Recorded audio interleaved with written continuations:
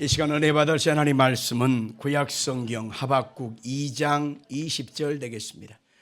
하박국 2장 20절 우리 합동해서 같이 읽겠습니다. 오직 여호와는 그 성전에 계시니 온 땅은 그 앞에 잠잠할지니라 하시니라. 아멘. 오늘 이 시간의 말씀을 통해서 갈등할 때라고 하는 제목으로 말씀을 증거하겠습니다. 우리는 인생을 살아갈 때 갈등할 때가 참 많습니다. 갈등이 들어갔다고 하는 것은 마음에 의심이 들어갔다라고 하는 것입니다. 그래서 마음의 뿌리, 믿음의 뿌리, 신뢰의 뿌리가 흔들리고 있다라고 하는 것을 의미하는 것입니다. 나는 하나님 말씀대로 산다, 믿음으로 산다. 그런데 나는 되는 것이 하나도 없는데 하나님도 모르고 하나님의 뜻에서 너무 어긋난 인생을 살아가는 저들은 왜 이렇게 잘 되는가? 나는 이 모양인데 저 사람은 왜 저렇게 잘 되는가? 이것에 대한 갈등이 우리 마음에 들어오면 우리는 신앙의 뿌리, 기도의 용기를 다 잃어버리고 흔들릴 때가 참으로 많은 것을 보게 되는 것입니다. 이것은 신앙생활 속에서도 이루어지는데, 특별히 성경에서 그 믿음의 사람을 보면 구약 성경에는 엘리야를 찾아볼 수 있습니다. 엘리야가 하나님 앞에서 위대한 선지자가 되어서 하나님의 복음 증거자로 하나님이 쓰시는 귀한 사명을 감당했습니다. 그래서 엘리야가 갈멜산에서 제단 쌓고 기도할 때 하나님의 불이 그곳에 임하심으로 하나님의 살아계심을 증거케 하고 이단과 어둠의 영들을 다 물리치고 승리한 것을 보게 됩니다. 하나님이 3년 6개월 동안 닫혔던 하늘문이 열리고 하나님께서 큰 비의 소식으로 내리시는 기적 같은 역사들이 바로 엘리야에게 있었던 것입니다. 그런데 그 마음속에 하나님에 대한 그 신뢰감이나 믿음의 중심이라든지 이런 모든 것이 약화될 때가 있었는데, 이셉엘이라고 하는 아합 왕의 부인이 하는 말이 네가 내 선지자를 죽인 것처럼 나도 너를 죽이리라, 그렇게 협박하는 그 말 한마디에 믿음의 뿌리가 흔들리게 되지요. 그래서 광야로 도망갑니다. 로뎀나무 아래에 앉아가서 죽기를 구하면서 하나님 나를 족하오니 데려가소서, 나를 취하소서 하면서 의심과 중심이 흔들렸던 적을 기억하실 것입니다. 또 우리는 신약 성경에서 또 찾아볼 수 있는 인물이 바로 세례 요한입니다. 세례 요한도 예수 그리스도가 하나님의 아들이요 우리의 죄를 대속하신 하나님의 어린 양인 것을 발견합니다. 그리고 사람들에게 예수님이 오신 것을 보고서 보라! 이분이 곧 하나님의 어린 양이로다 라고 선포했습니다. 예수님을 요단강에서 세례를 주어요. 감히 예수님을. 그럴 때에 하늘의 문이 열리고 하늘에서 음성이 나서 이는 내 기뻐하는 자니, 내 기뻐하는 아들이니 라고 하는 하나님 아버지의 음성을 듣습니다. 성령이 비둘기 같은 모습으로 그들 가운데 강림하신 것도 보았습니다. 이러한 신령한 은혜를 경험하고 믿음의 사람이었던 세례 요한도 옥에 갇혔어요. 오늘 내일 죽을 수도 있고 언제 끝날지 모르는 이 아득함 속에 마음이 낙담이 들어오고 시험거리가 되고 갈등이 들어왔습니다. 신앙의 뿌리가 흔들리고 있어요. 그래서 그 두 제자에게 명하여 예수님께 직접 가서 물어보라고 그러잖아요. 오실 그분이 당신 맞습니까? 오실 그분이 바로 당신 맞아요? 물어보라고 얘기를 했습니다. 그때 예수님께서 그 두 제자에게 이렇게 말하라고 얘기하십니다. 누구들이 나를 말미암아 실족지 아니하는 자는 복이 있도다. 세례 요한도 지금 실족할 수 있는 상황의 갈등 속에 빠졌다는 것을 보면서 설마 우리들은 아닐까요?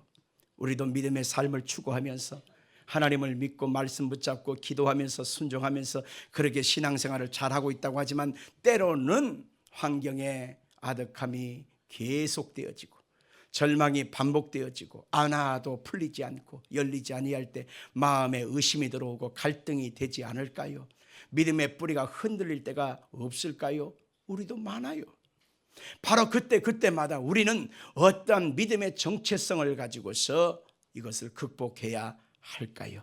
과연 이 갈등의 시대 속에서 풀어갈 복음적인 가치관, 그것은 무엇일까요? 오늘 저는 하박국을 통해서 말씀해 드리기를 원합니다. 하박국 선지자가 있던 그 시대는 유다의 멸망 시기에 임박했습니다. 곧 있으면 바벨론이라고 하는 이방 나라가 들어와서 유다를 완전히 철저하게 무너뜨리게 될 상황 앞에 처해져 있습니다. 하나님의 백성들의 타락과 우상 숭배로 인하여 하나님께서 이 땅을 이방인에게 넘길 수밖에 없는 그런 상황 속에서 이 하박국 선지자가 지금 탄식하고 있습니다. 1장 3절로 4절 같이 읽겠습니다. 어찌하여 내게 죄악을 보게 하시며 패역을 눈으로 보게 하시나이까. 겁탈과 강포가 내 앞에 있고 변론과 분쟁이 일어났나이다. 정의가 전혀 실령되지 못하오니 이는 악인이 의인을 애워쌌으므로 정의가 굽게 행하여 졌나이다. 아멘. 이런 상황의 갈등 속에서 성경은 뭐라고 말씀하시는지, 믿음의 사람들은 과연 이 갈등과 혼돈 속에서 어떠한 믿음의 중심을 가지고 살아야 될지에 대해서 오늘 요약하고 있습니다. 첫째는 우리가 그리스도 예수 안에서 하나님의 때가 있음을 알고 그 하나님의 때를 기다릴 줄 알아야 합니다.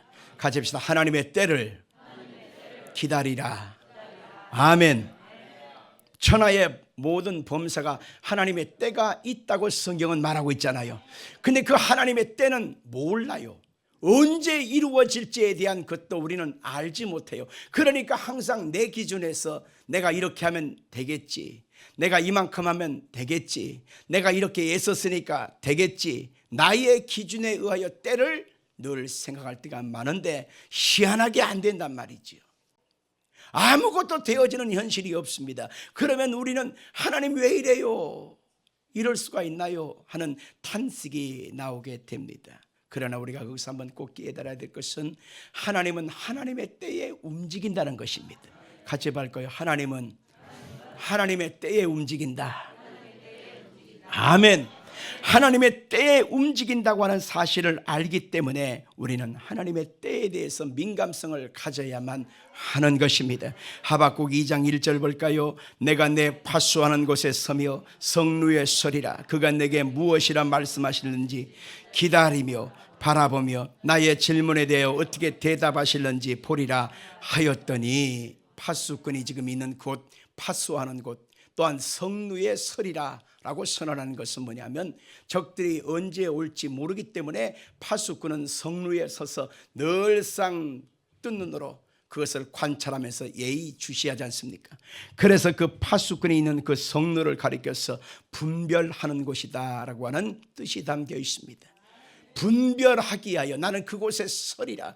무엇을 하나님 말씀하시는지, 하나님의 뜻이 무엇인지 나는 보리라 지금 선언하고 있는 것입니다.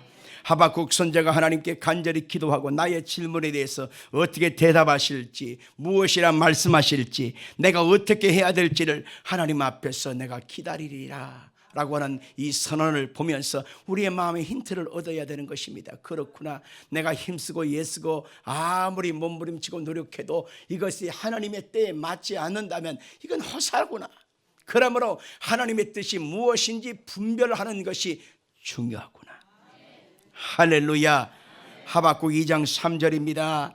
이 묵시는 정한 때가 있나니 그 종말이 속히 이르겠고 결코 헛되지 아니리라. 비록 더딜지라도 기다리라. 지체되지 않고 반드시 응하리라. 하나님의 말씀은 반드시 지체되지 않고 응하리라고 하는 것을 말씀하고 있는 것입니다. 하나님의 때에서 아직 미완성이고 아직 미숙했던 아브라함의 경험을 한번 생각해 봐야 합니다. 아브라함이 75세 때 하나님을 처음 만났어요. 하나님이 명령하신 것이 뭐냐면, 너는 본토 친척 아버지 집을 떠나 내가 내게 지시할 땅으로 가라. 이에 아브라함이 여호와의 말씀을 쫓아갔고 라고 성경은 말하고 있습니다. 하나님 말씀을 쫓아서 간 곳이 바로 가나안 땅이었습니다. 하나님 말씀을 쫓아서 순종해서 왔으면 형통이 되고 잘 되어지고 좋은 일만 있고 꽃길만 있고 형통이 있어야 되는데, 되는 것은 정반대입니다. 기근이 닥쳤습니다. 가뭄이 왔습니다. 위기가 왔습니다. 불경기가 왔습니다. 그러자 아직 미숙한 아브라함은 자기의 본능을 따라 행동을 정해버립니다. 하나님께 묻지도 않습니다. 어떻게 합니까? 애굽 땅으로 내려갔고 이렇게 말하고 있습니다. 애굽 땅으로 내려간 그곳에서 당장 닥친 일이 뭡니까? 좋은 일이 아니었습니다. 사람들은 아브라함의 가정을 유심히 쳐다봅니다. 아브라함의 부인 사레가 아직은 이뻐요. 그러니 욕심을 내기 시작합니다. 무슨 관계냐고 묻습니다. 부부관계라고 하면 분명히 나를 죽이고 뺏어갈 게 뻔하니까 아브라함이 거기서 잔머리가 딱 떠오르잖아요. 아하, 우리는 남매요, 남매. 얘는 여동생이고 나는 오빠요. 그 소문이 바로 왕께 올라갑니다. 그랬을 때 바로 왕이 그 사례를 욕심을 내서 뺏어갑니다. 그러면서 이제부터 너나 나는 이제 천한 매부지간이 됐어. 그러니까 여복의 매부 이렇게 부르는 거예요. 그리고 자기 마누라를 뺏어가는 것입니다. 기가 막힙니다. 그 대가로 좋은 집을 주고 먹을 것 주고 종들을 붙여주고 밭대기도 나눠주고 먹을 수 있는 세간살이 살 수 있는 돈도 주었습니다. 그런데 아브라함은 이것이 기뻤을까요? 아니면 처참한 마음이 들었을까요? 여러분, 마누라 팔아먹고 그게 기쁜 마음이라면 정신병자 아니겠어요? 마누라 팔아먹고 얻어진 현실의 좋은 것, 그것은 아무것도 기쁨이 되지 않았을 것입니다. 그때 주현미가 노래를 불렀다고 했잖아요. 모르시는 분을 위해서 불러드리겠습니다. 남자가 불 끄고 홀로 울 때면 위로의 말이랑은 하지 말아요. 이게 주현미가 노래를 부른 노래입니다. 안 떴어요. 그 가사말처럼 너무너무 처참한 자기의 현실, 자기 마음에 너무 슬퍼서 불 끄고 홀로 흐느적거리고 울면서 하나님 잘못했어요. 잘못했어요.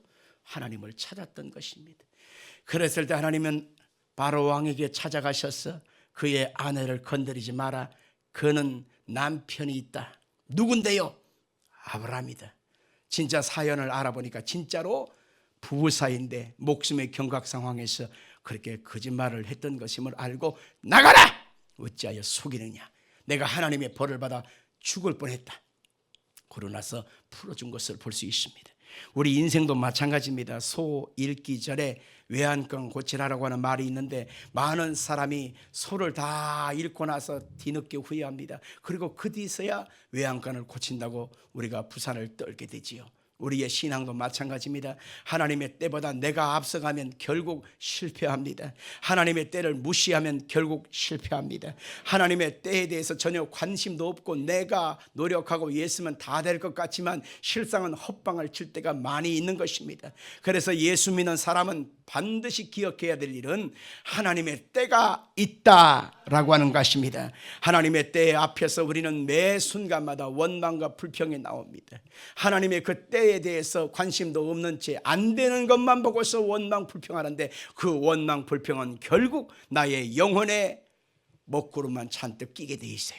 기쁨과 감사는 사라지고 마음의 절망감, 두려움, 짜증, 신경질만 들어오게 되어 있는 것입니다. 그래서 시편 37편 1절 이하에 보니까 악을 행하는 자들 때문에 불평하지 마라. 불의를 행하는 자들을 시기하지 마라. 그렇게 말하고 있는 것입니다. 원망과 불평을 하면 그 원망과 불평 때문에 내가 사로잡히게 됩니다. 한마디 두마디 한 것밖에 없는데 실상은 내 생각이 원망형, 불평형 인격으로 변화되어지고 말하는 순간에 그 순간에 내 삶의 현실은 되어지는 것 없이 계속적으로 수렁 속에 빠져간다고 하는 사실을 알아야 하는 것입니다. 시편 37편 7절에 보니까 어떻게 하라고 말하고 있습니까? 여호와 앞에 잠잠하고 참고 기다리라. 자기 길이 형통하며 악한 꾀를 이루는 자 때문에 불평하지 마라. 원망과 불평은 내 영혼을 병들게 하기 때문에 그것을 가까이 하면 가까이 할수록 내 영혼에 좋은 일이 하나도 없다는 사실을 알아야 합니다. 구약 성경에 광야에 행진하는 백성들이 불평과 원망을 해야 됩니다. 도대체 이게 뭐냐? 에? 하나님 말씀 따라 출애굽을 해서 광야로 나왔는데 되는 일이 없네. 마실 물은 없고 낮에는 덥고 밤에는 춥고 먹을 것은 이 만나 외에는 먹을 것이 하나도 없지 않느냐. 우리가 애굽에서 종살이 할 때는 고깃가마 옆에서 한 점 두 점 고기도 주워 먹고 여러 가지 야채를 먹으면서 과일을 먹으면서 참 좋았었지. 이게 뭐야? 그러면서 차라리 애굽으로 돌아가자. 애굽으로 돌아가자. 그렇게 말할 때에 하나님은 그들 가운데 메추라기를 주어서 고기를 뜯기는 하셨지만 그와 동시에 하나님의 심판도 있었음을 알아야 합니다. 그 심판이 바로 뭘까요? 그들이 원망하고 불평하는 순간에 불뱀이 나와서 그 뱀이 독을 품고 사람을 물기 시작하니 여기서 그 독 때문에 쓰러지고 자빠지고 병들어 죽는 것입니다. 바로 그거예요. 마귀로 틈을 타지 말게 하라! 라고 하는 바울 사도의 권면이 거기에서 연결되는 것입니다. 우리가 입술의 원망과 불평을 일삼고 신앙의 중심을 잃어버리면 악한 마귀는 그 틈에 쏙 들어오고 쏙 들어온다는 사실을 알아야 하는 것입니다. 하나님이 반드시 응답하실 것을 믿기에 우리는 그것을 믿음으로 바라볼 수 있어야 합니다. 머리로 계산만 하지 말고 이제는 무릎으로 승부를 걸어야 합니다. 하나님의 역사가 내 삶에 이루어질 그때까지 우리는 조금만 더 내 생각을 포기하면 되는 것입니다. 시편 37편 5절 읽겠습니다. 내 길을 여호와께 맡기라. 그를 의지하면 그가 이루시고. 시편 23편 3절입니다. 내 영혼을 소생시키고 자기 이름을 위하여 의의 길로 인도하시는 도다. 갈등의 시대 속에서 우리가 풀어갈 복음의 가치관 두 번째는 바로 믿음으로 사는 것입니다. 같이 합시다. 믿음으로 삽시다. 믿음으로 삽시다. 1517년 10월 31일이 종교개혁일입니다. 그래서 마틴 루터가 신부로서, 천주교 신부로서의 사제로서의 의무를 감당하면서 성경을 더 깊이 알면 알수록, 더 깊이 하나님께 기도하면 할수록 천주교의 천년의 세월 속에서 되어진 모든 것은 하나님의 말씀에서 너무 멀어진 거예요. 하나님의 성경의 말씀에서 너무 어긋난 길을 가는 거예요. 그래서 이건 아니지 않느냐. 그래서 종교 계획을 선포하면서 95개의 반박문을 써서 비텐베르크 성당의 정문에 탁 붙여놓고 사람이 행위로 구원받는 것이 아니라 믿음으로 구원받는 것이다. 은혜로 구원받는 것이다. 오직 성경으로 돌아가자. 오직 그리스도만이 우리의 구원이다. 오직 하나님께만 영광이 되어야 된다 라고 하는 그러한 믿음의 선포 속에 나아갈 때에 사람들이 반박합니다. 그리고 이 마틴 루터를 죽이려고 암살조를 보냅니다. 수많은 살해의 위협을 당합니다. 그 속에서 이 믿음의 중심을 끝까지 지켜나가는 것은 쉽지 않았습니다. 그런데 그가 그 마음속에 믿음을 지켜 행하고 끝까지 승리할 수 있었던 것은 성경의 말씀에 근거했습니다. 로마서 1장 17절의 말씀인데, 로마서 1장 17절은 하박국 2장 4절의 말씀에 근거하는 것인데, 우리 한번 읽어봅시다. 복음에는 하나님의 의가 나타났어 믿음으로 믿음에 이르게 하나니 기록된다. 오직 의인은 믿음으로 말미암아 살리라 함과 같으니라. 하박국서. 보라, 그의 마음은 교만하며 그 속에서 정직하지 못하나 의인은 그의 믿음으로 말미암아 살리라. 아멘. 의인은 그의 믿음으로 말미암아 살리라. 하나님의 말씀으로 산다. 하나님을 믿는 그 믿음으로 산다라고 하는 것을 그의 마음에 확정짓고 수많은 위험과 대적의 환경에서 그런 끝까지 승리한 것을 보게 되는 것입니다. 이것은 곧 우리에게도 주는 굉장히 귀한 의미가 있습니다. 갈등의 요소가 얼마나 많은지 모릅니다. 먹고 사는 문제에서 신앙생활의 갈등, 또 신앙생활의 속에서도 내 생각과 하나님 말씀 속에서의 부딪히는 갈등, 그리고 교인들과의 또 주의 종과의 여러 가지 어떤 갈등의 요소들이 끊임없이 우리 가운데 다가옵니다. 그런 갈등은 결국 내 영혼의 믿음의 뿌리를 흔들게 되어지고, 그 믿음의 뿌리가 흔들려서 감당하지 아니하고 승리하지 아니하면 결국 신앙에서 멀어지고 믿음에서 멀어지는 그런 일들이 간혹가다 나타나게 되어 있는 것입니다. 사랑하는 성도 여러분들, 그 믿음과 그 신앙의 중심을 굳게 잡으려면 하나님 말씀을 붙잡고 나아가야 하는 것입니다. 하나님의 그 말씀에 근거해야만 하는 것입니다. 저 하늘이 무너지고 이 땅이 꺼져도 1.1획도 변치 않은 하나님의 그 말씀이 우리 영혼의 흔들림 속에서 우리는 결국 넘어지지 않게 승리할 수 있게 만들어 주는 것입니다. 그 말씀의 깊이를 알면 우리의 신앙은 겸손해집니다. 하나님의 말씀 앞에 나 자신을 낮추게 되어집니다. 나는 아무것도 할 수 없습니다. 나는 능력이 없네요. 내 힘으로는 아무것도 할 수 없어요. 하나님 도와주셔야 되겠습니다라고 하는 겸비함을 보이게 되는 것입니다. 성경 야고보서 4장 6절에 보니까 겸손에 대해서 우리 가운데 알려주고 있습니다. 그러나 더욱 큰 은혜를 주시나니 그러므로 일렀으되 하나님이 교만한 자를 물리치시고 겸손한 자에게 은혜를 주신다 하였느니라. 베드로전서 5장 5절도 볼까요? 젊은 자들아 이와 같이 장로들에게 순종하고 다 서로 겸손으로 허리를 동하라. 하나님은 겸손한 자를 대적하시되 겸손한 자들에게 은혜를 주시느니라. 아멘. 이번에 여러분들이 기도를 많이 해주셔서 감사해요. 저는 지난 목요일과 금요일 엊그저께 GMMN 그 청소년 집회를 다녀왔습니다. 어디서 있었냐면 경남 창원 옆에 보면 함안이라고 하는 완전히 밑에 동네입니다. 일부러 갈 일이 없어요. 저는 가본 적도 없습니다. 그곳에서 집회를 처음으로 하게 돼. 지방 집회를 지금까지는 수도권에서 다 하게 됐는데 실상은 서울과 수도권에서 하다가 밑에 가니까 신청하는 교회들이 없어요. 별로 없어요. 대다수의 교회들과 참가자들이 다 위에 있는데 밑에는 별로 없단 말이에요. 그러니까 과연 될까? 또 위에서 밑으로 내려가니까 비용이 너무 많이 들어요. 왔다 갔다 하는 비용, 뭐 경비들, 장소가 마땅치 않고. 그래서 주최하고 계시는 그 원장 목사님이 저를 찾아왔어요. 할까 말까 자신감이 좀 덜 드는 거였죠. 그랬을 때 아닙니다. 하나님이 하라고 하는 뜻이 있어요. 근데 그 길을 하게 될 이유가 뭐냐면 그 바로 그 함안 옆에 의령이라고 하는 의령 아시겠죠? 의령. 그 의령이라고 하는 그곳에 살고 있는 그 시골 교회 여 전도사님이 이 GMM 캠프에 다녀와서 은혜가 충만했고 우리 동네를 중심으로 이쪽에서도 한번 했으면 좋겠다라는 마음으로 기도를 했었나 봐요. 시골 교회를 섬기니 뭐 교회에 헌금이 얼마나 있겠어요. 그런데 갑자기 500만 원이 헌금이 된 거라. 그래서 그 500만 원을 들고 목사님을 한번 뵙자고 그러더니만 목사님 이 캠프를 이 동네에서 하면 내가 헌금하겠습니다. 그러는 거죠. 뭐예요 그거는? 하란 뜻이요 하지 말란 뜻이요? 하란 뜻이지. 근데 그것만 가지고 되는 것이 아니라 청소년들을 2박 3일 동안 먹이고 재우고 간식 주고 강사님들 섬기고 식사를 그 다음에 교통비 쓰고 그 다음에 모든 장비들 들어와서 그 장비들을 또 동원시켜야 되고 보통 들어가는 게 아니거든요. 그런데 갈등하는 거예요. 할까요 말까요?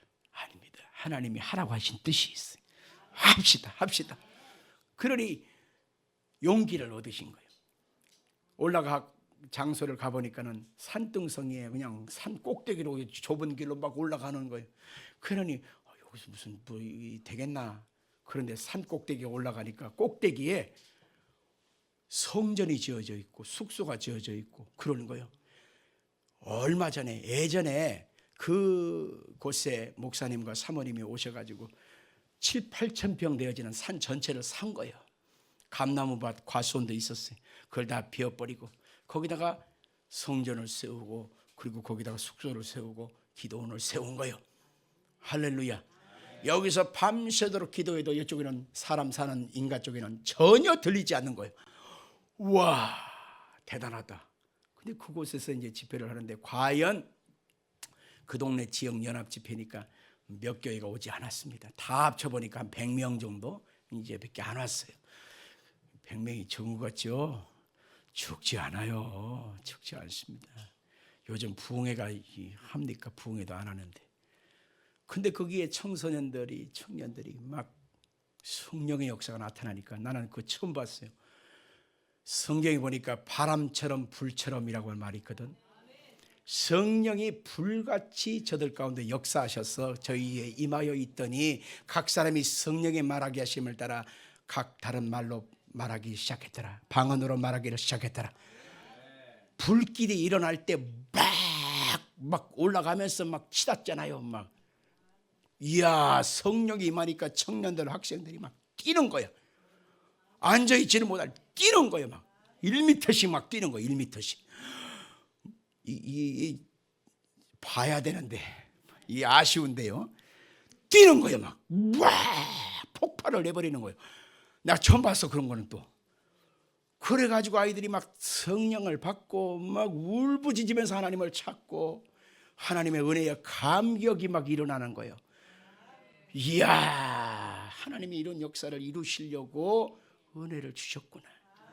우리는 뉴스를 통해서 세상의 정보를 많이 받습니다. 유튜브를 통해서 세상 문화를 접합니다. 사람의 영혼을 살릴 것이 하나도 없습니다. 오직 하나님의 성령님이 역사해 주셔야만 사람은 변화될 수가 있는 것입니다. 변화되지 않는 사람은 하나님의 예물단지, 물과 성령으로 거듭나야만 하나님이 쓰시는데, 그곳에 어린 청소년들과 청년들을 보내신 목사님들의 심정이 얼마나 간절했겠습니까? 이곳에 가서 은혜 받고 하라, 주님 만나고 하라, 성령 받고 변화돼서 오라 하는 간절한 마음으로 보냈을 거 아닙니까? 그런데 그 아이들이 울부짖고 기도하면서 하나님, 이 나라를 살려달라고, 이 민족을 구원해달라고, 하나님 나의 인생을 하나님 기뻐하는 선한 뜻대로 쓰임받게 해달라고 간절하게 기도하는데, 얼마나 제 자신이 감동이 되는지 8시에 마이크를 잡고 시작했다가 12시에 끝냈잖아요. 나한테 주는 시간은 풀이야. 프리타임을 줘요. 얼마든지 쓰시라고. 나는 원래 6시간, 7시간 보통 집회를 하는데 4시간밖에 안 했어요. 왜냐면 더 이상 하면 애들이 쓰러져 버릴 것 같아가지고. 은혜의 감격의 충만함 속에 돌아왔습니다. 여러분들이 기도해 주셔서 감사합니다. 하나님께 영광. 저기서 깨닫는 것은 뭐냐면, 아무리 열악 조건, 예상할 수 없는 여러 가지 변수들, 내가 너무너무 생각했던 거에 정반대 방향으로 내 앞길이 갈 때에 우리는 두려워하고 무서워하고 갈등하고 의심하고 흔들리게 돼 있어요. 진짜로. 세례 요한 같은 사람도 흔들렸는데, 엘리야 같은 사람도 흔들렸는데 하물며 우리랴. 그러나 우리가 분명한 것은 우리의 믿음의 뿌리를 환경에 두지 않고 요동하는 것에 두지 않고 우리의 믿음을 예수 그리스도의 말씀에 두면 우리는 승리할 수가 있는 것입니다. 그 모든 것을 극복할 수가 있고 넘어설 수가 있는 것입니다. 셋째로, 우리의 마음속에 복음적인 가치관, 갈등의 시대에 가져야 될 것이 바로 뭐냐? 하나님 앞에 잠잠한 것입니다. 같이 합시다. 하나님 앞에 잠잠하라. 인간의 소리들이 아무리 들리고 그것이 아무리 우리 귀에 따끔따끔 다가오고 속삭여도 그것이 내 영혼을 소생케 하거나 유익케 하지 아니함을 알아야 합니다. 돌리는 인생과 방백을 의지하지 마라. 그 호흡이 끊어지면 당일에 그 도모가 소멸려서 흙으로 돌아갈 뿐이라. 야곱이 하나님으로 자기 도움을 삼으며 그에게 소망을 두는 자가 복이 있도다 했습니다. 그러므로 우리는 끊임없이 하나님 앞에서 잠잠한, 하나님의 뜻이 이루어지기를 소망하는 그런 믿음의 삶의 모습을 보여야 하는 것입니다. 악한 자들이 끊임없이 내 마음을 유혹하고 흔들고, 아니야 이번만은 달라, 아니야 내 소리를 한번 들어봐, 아니야 내 말이 맞아, 아무리 유혹해도 결국 그것은 하나님의 음성이 아닐 때가 많습니다. 성경 시편 12편 2절로 4절 보겠습니다. 그들이 이웃에게 각기 거짓을 말하며 아첨하는 입술, 두 마음으로 말하는도다. 여호와께서 모든 아첨하는 입술과 자랑하는 혀를 끊으시리니 그들이 말하기를 우리의 혀가 이기리라. 우리의 입술은 우리의 것이니 우리를 주관할 자 누구리요 하미로다. 아첨하는 입술, 자랑하는 혀를 하나님이 끊으신다고 했습니다. 그러므로 하박국 선지자는 하나님이 이 성전에 계시기 때문에 하나님의 주권 앞에 우리는 잠잠해야 되는 것입니다. 하박국 2장 20절 같이 읽겠습니다. 오직 여호와는 그 성전에 계시니 온 땅은 그 앞에서 잠잠할지니라 하시니라. 하나님이 여기에 계십니다. 이 성전에 계십니다. 여러분과 함께하고 계십니다. 그러므로 온 땅아 잠잠하라. 하나님 앞에서 잠잠하라. 성경은 여기에서만 말하지 않습니다. 이스라엘 백성들이 출애굽을 했습니다. 그리고 홍해 앞에 섰습니다. 그런데 홍해의 물이 넘실거려서 어떻게 갈 수가 없습니다. 뒤에는 애굽 군대가 쫓아옵니다. 꼼짝달싹 못한 상황입니다. 그러니 앞으로도 못 가 뒤로도 못 가니 방법이 없으니 결국 터졌습니다. 원망이 터졌습니다. 불평이 터졌습니다. 도대체 이게 뭐냐? 이게 뭐냐? 우리가 애굽에 차라리 돌아가자. 그럴 때에 모세가 외칩니다. 뭔 소리야? 우리가 하나님 앞에서 잠잠하자. 하나님이 어떻게 행하시는 구원을 보자. 그렇게 선언하고 있습니다. 성경 출애굽기 14장 14절입니다. 여호와께서 너희를 위하여 싸우시리니 너희는 가만히 있을지니라. 하나님이 뭐 하신다고요? 누구를 위해서요? 아멘. 우리가 하나님보다 앞서서 설레발을 칠 때 그것이 나름 괜찮은 선택인 것처럼 하나님보다 앞장서서 열심을 부리는 것이 내가 가장 잘하는 선택인 것처럼 생각할 때 있지만 지나놓고 보면 참 헛고생하는 거예요. 우리는 액션을 많이 할 때보다 기도할 때 하나님이 더 움직이는 것을 보게 됩니다. 더 많이 우리의 활동 반경과 시간을 쏟는 것보다 기도의 시간을 더 많이 갖는 것이 하나님의 역사하심의 시간인 것을 저는 경험할 때가 많습니다. 기도의 분량을 늘려야 될 이유가 바로 그겁니다. 기도는 요따만큼 해놓고 따라하세요. 요따만큼 하고 액션을 좀 해봐요. 손가락 끝에다가 쬐끔 대고 기도는 요따만큼 하고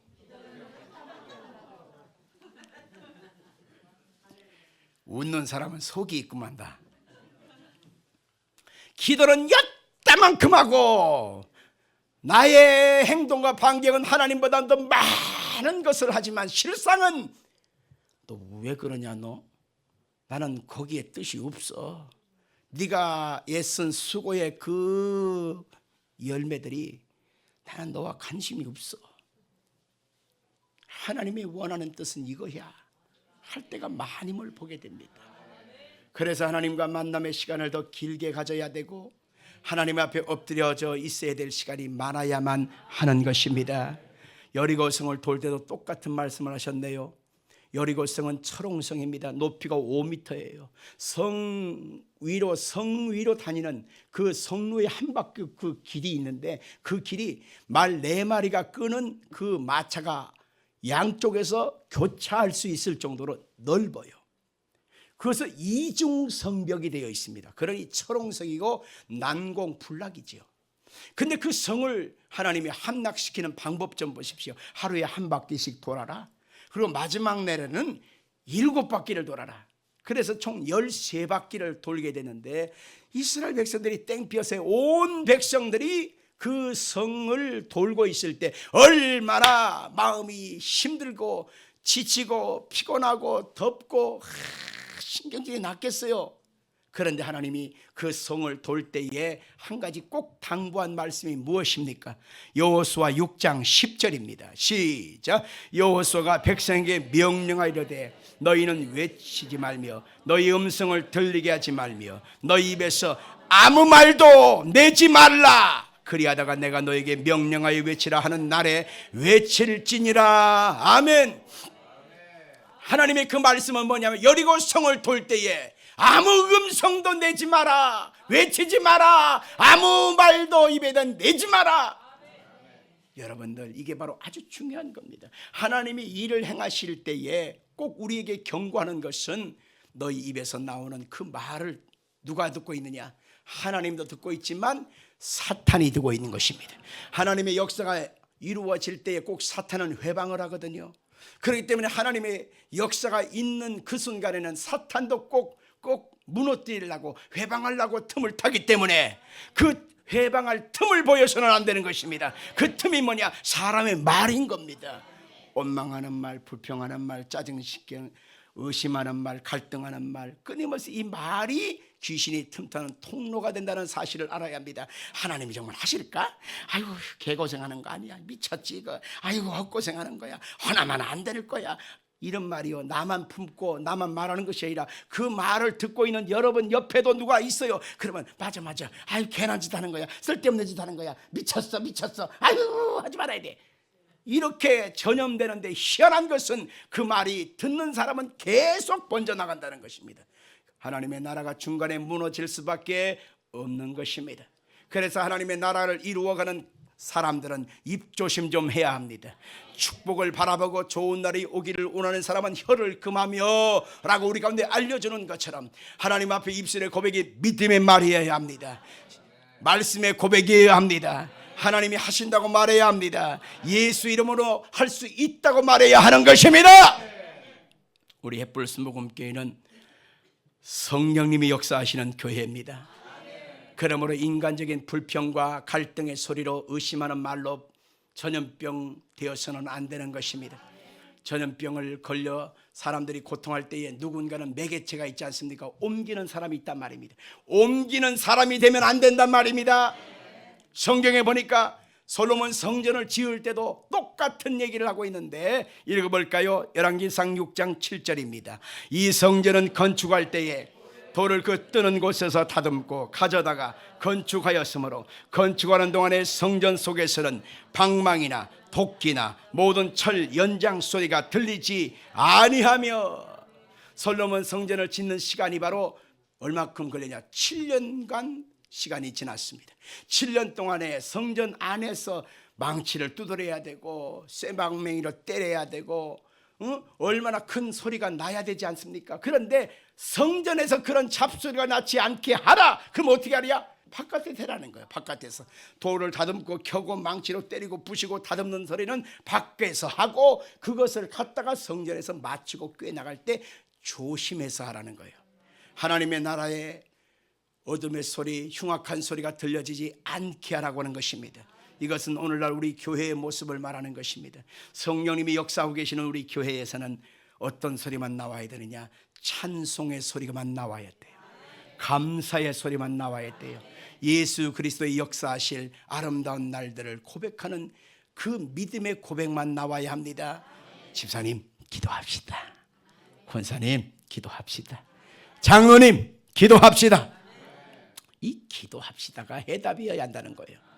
하나님의 역사가 아름답게 임하실 것을 고대하십시오. 우리의 모든 미래는 주님의 손바닥에 그려져 있어요.